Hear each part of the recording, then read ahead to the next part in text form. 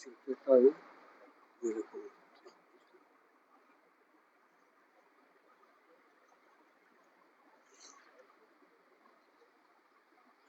اللہ الرحمن الرحیم۔ حضرات، آج ان 2-4 منٹوں میں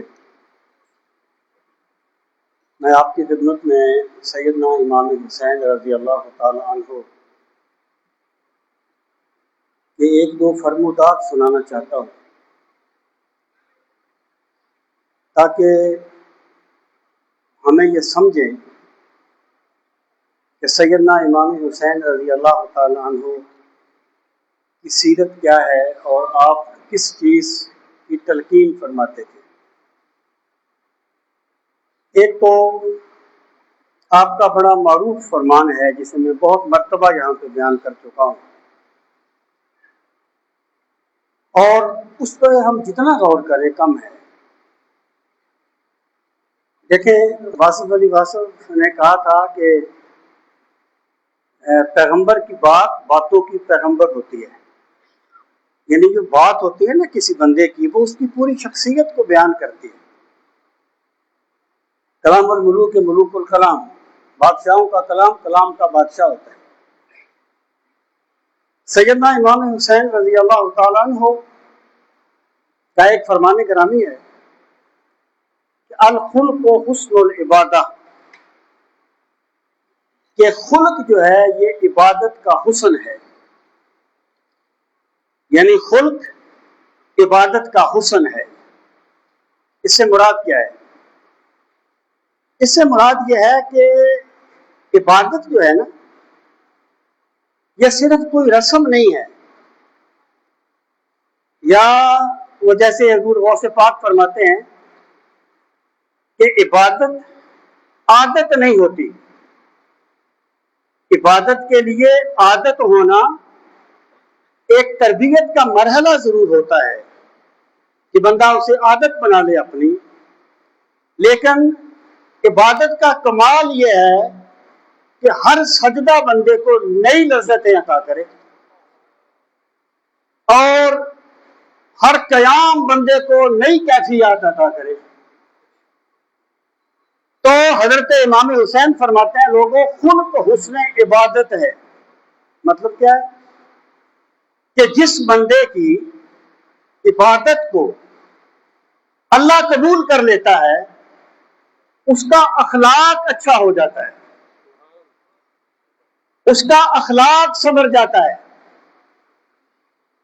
جس بندے نے عبادات تو بڑی کی لیکن وہ اچھا انسان نہیں بنا، اس میں انسانیت نہیں آئی، اس نے عبادتیں نہیں کی، اس نے صرف رسمیں ادا کی ہیں۔ یہ ذکر نیم شبی، یہ مراقبے، یہ سرور، تیری خودی کے نگہباں نہیں تو کچھ بھی نہیں۔ اگر تیری عبادت نے تجھے اچھا انسان نہیں بنایا تو پھر تو نے عبادتیں نہیں کی۔ وہ بلے شاہ کی شعر مجھے پھر یاد آ گئے، وہ فرماتے ہیں کہ حج بھی کیتی جاندے ہو تے لو بھی پیتی جاندے ہو، تے کھا کے مال یتیماں دے بج مسیتی جاندے ہو، ہک دلاں دے سیندے نہیں ٹوپیاں سیتی جاندے ہو، چھری نفس تے پھیری نہیں ٹمبے کیتی جاندے ہو۔ بلے شاہ جی کچھ تے دسو ایک ہی کیتی جاندے ہو۔ تو امام حسین کیا فرماتے ہیں؟ لوگوں، پہلی چیز عبادت ہے، عبادت کو لازم پکڑو۔ جب کربلا کے میدان میں آخری رات آئی تھی نا، 10ویں کی رات، تو یزیدی لشکر یہ چاہتا تھا کہ ابھی جنگ شروع کی جائے۔ میرے امام نے یہ فرمایا تھا، جنگ کل کریں گے، میں چاہتا ہوں آج رات جی بھر کے اپنے رب کو سجدے کر لوں، جی بھر کے اپنے رب کے قرآن کی تلاوت کر لوں۔ اس وقت بھی اہل بیت کے جو خیمے تھے ان میں نہ تلاوت میں فرق آیا تھا نہ عبادت میں فرق آیا تھا۔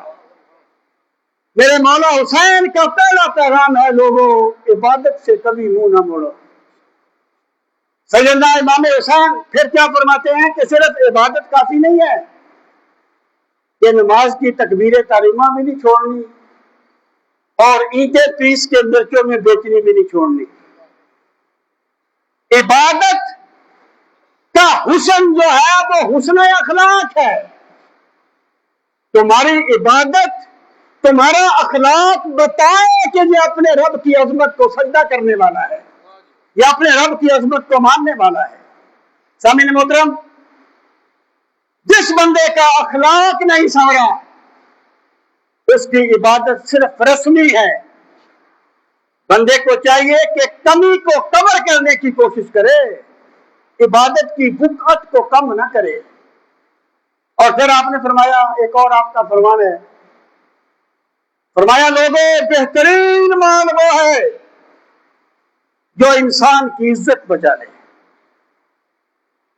یعنی مال وہ نہیں ہوتا جس کے لیے بندہ اپنا ضمیر بیچ دے،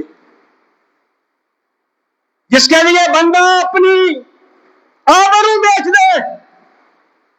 جو آبرو کا سجدہ، جو آبرو کا سودا کر کے مال کمایا جائے وہ مال نہیں ہوتا، وہ ذلت ہوتی ہے. مال وہ ہوتا ہے جو انسان کی عزت و آبرو کی حفاظت کرتا ہے.